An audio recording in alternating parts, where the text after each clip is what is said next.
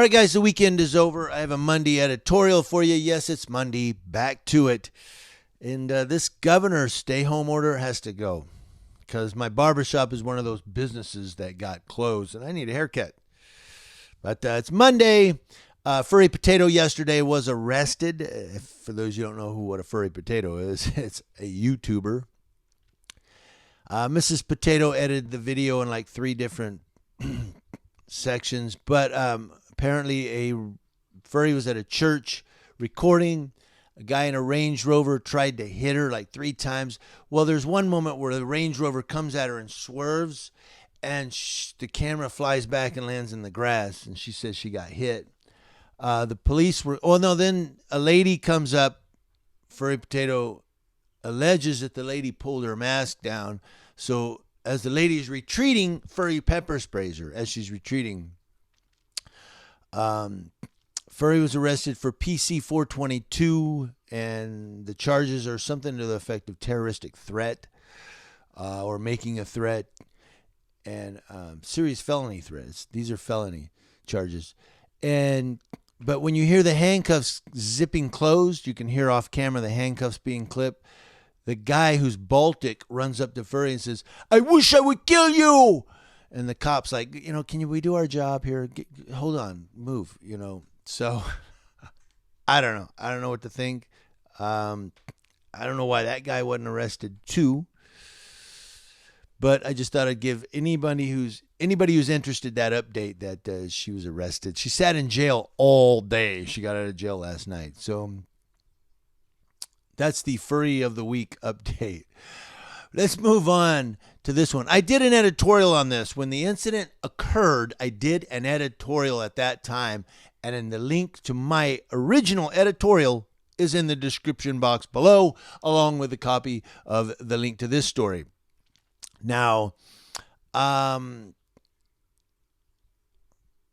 going to do is go ahead and I'm going to give it to you. But there's an update. This cop is being disciplined. Or we'll see if you really think he's being disciplined. Let's see. Thank you to chron.com, chron.com, for this story. A Tempe police officer has begun serving a 2-week unpaid suspension and will work a desk job for at least the next year for holding a black hotel employee at gunpoint while searching for an armed suspect described as white. A city investigation of the August 29th incident at the hotel where Travagne Campion worked and was detained by Officer Ronald Cursea determined that the officer had violated city policies, Tempe officials said in a statement. Remember that one? Cursea will take part in a performance improvement process and recently passed a psychological examination that determines fitness for duty, the statement said. The city council on Wednesday approved a $300,000 settlement with Campion, who in September filed a $2.5 million claim, a precursor to a possible lawsuit against the city for emotional trauma and related therapy. Campion said during a September news conference, "Once things became hostile and he said I fit the description and had me get down to my knees with the gun on me, all I could think about was my daughter, my family. My life flashed before my eyes. I thought I was going to die."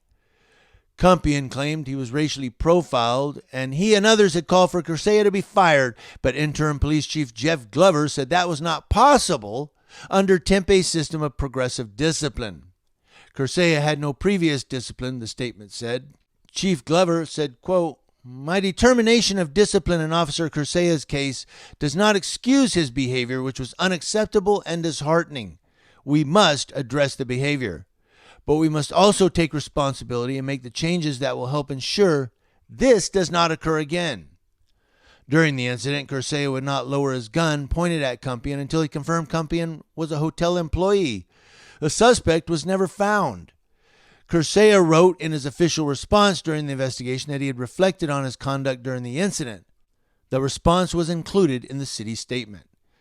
Cursea said, quote, "I understand that my actions have caused a tremendous amount of anguish for many different people, and I cannot convey enough how remorseful I am for my actions and the aftermath that so many people have been forced to deal with and continue to deal with to this day."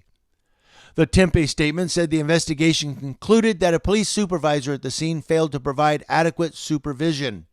The supervisor, who's not identified, was given a 40-hour unpaid suspension. That's 1 week. Chief Glover concluded that Curcea was responsible for his actions and should be held accountable.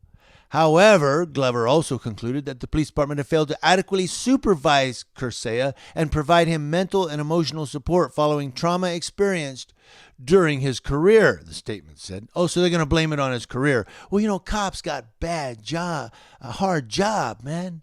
And he's just gone through so much. That's why he did this. Just trauma. It's our fault that he's such a screw up. Sounds like a mom who's defending her little thug kid that's out robbing stores, huh? Doesn't it?